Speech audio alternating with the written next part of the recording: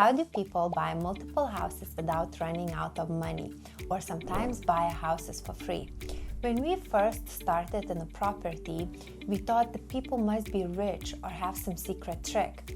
But then we discovered the BRRR strategy. And trust me, once you learn this, you will never look into a property investment the same way. And in this video, I will break it down step by step so you can start using it too. Hi, I'm Greta, and behind the scenes is my husband Daniil, and together we are the Vnoutchkovs. And last year we started property investment with zero experience, and we're sharing all our journey step by step on this YouTube channel. And if this is something that interests you, make sure to like and subscribe. When we started thinking about property investment, we couldn't understand how people buy multiple houses and building wealth.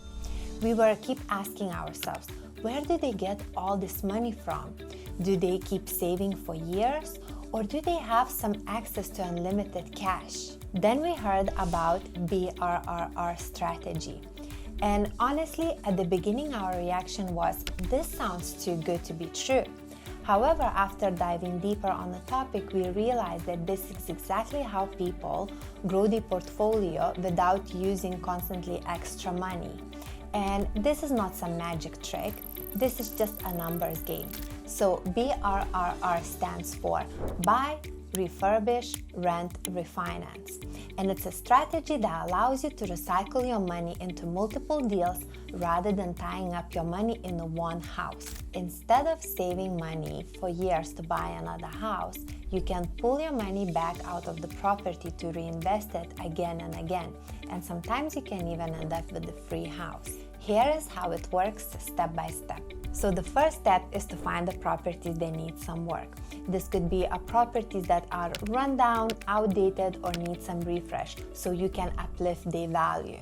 And you have to buy properties below market value, so you leave enough room after renovation for the profits. So how do you actually find those deals?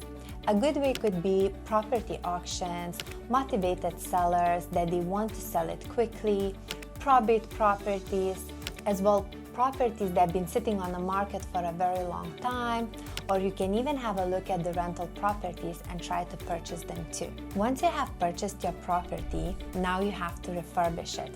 And the goal here is to increase property's value through strategic renovations. There are many ways to do this, but the most common ones are a brand new kitchen and a new bathroom, increasing the property size through extension or a loft conversion, fixing some structural works, or changing flooring and paint. It is important here to spend wisely. Invest into the areas that will make the biggest difference in value without over-renovating it. Once the refurb is done, it's time to rent out the property and start generating some cash flow. And the income should cover your mortgage, expenses, and leave some extra cash for you to put in your pocket. At this stage, you also need to decide, will you rent this as a standard buy-to-let? Maybe an HMO will give you a better returns, or even maybe a service accommodation could be an option. For us, we find out that HMOs can generate much higher cash flow, but they as well require much more work during the refurbishment and management. So it all depends on your strategy and what works best for you. So this is where the magic happens. Once your property is being refurbished, you go to the bank to get a new loan. Then the bank checks a new value of your refurbished property and lends you money on a higher value. Most of the lenders will allow you to refinance at 75% of a property market value. And with that loan from the new bank, you will go and repay your old mortgage from the first bank. Let me give you an example. So let's say you found a property for $100,000. And then you go to the bank and get the loan for that $100,000, which bank will lend you 75% of, which is $75,000. And then you spend $20,000 on a refurbishment, and let's say after your property was refurbished, your new valuation came in at $160,000. You then go to the new bank and get a new loan on a house value of $160,000, and the bank will loan you 75% of a market value. That means the bank will give you a mortgage of $120,000. And with that money, you will go to your first bank and pay off your first loan of $75,000. You then have $45,000 left in profit, which means not only that you got a free house, but you made a profit on top of it. With this money, you can repeat the process and scale your portfolio without needing a large cash injections every single time. Of course, there is always some risk attached to it.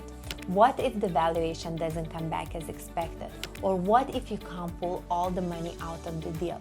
The truth is, you won't be able to pull all the money out of the deal every single time, and this is just the reality of it. But you always have to have an exit strategy in mind. For example, can you sell the property, or are you happy to leave some money in and rent it out, knowing that the property value will grow over time and the rent keeps coming in? Either way, you are still building wealth and your property portfolio. We personally prefer BRRR strategy over flipping.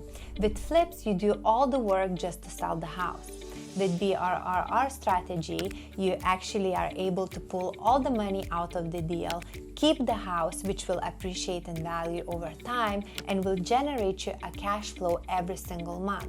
So in the end, it's a win-win situation. There is a few mistakes to avoid, so make sure you are not overpaying for the property, because you have to buy the property at the right value, otherwise the numbers just won't work. Don't underestimate the refurb cost. Always leave a buffer for unexpected expenses. Usually works always end up costing more than you anticipated. Always plan your exit strategies. If refinancing isn't possible, are you still going to be able to profit by selling the property? Don't ignore rental demand. Make sure that the tenants actually want to live in that area. Otherwise, it will be very hard to rent it out after spending all the money on the house. So this is BRRR strategy in a nutshell. And this is how people keep growing their portfolios while keeping their cash working for them. If you found this helpful, please make sure to like and subscribe for more property tips. And if you have any questions, please drop the comment below. I would love to help. And if you would like to see how we bought our first property with zero of our own money, make sure to check out this video here. Thank you so much for watching, and I'll see you in the next one.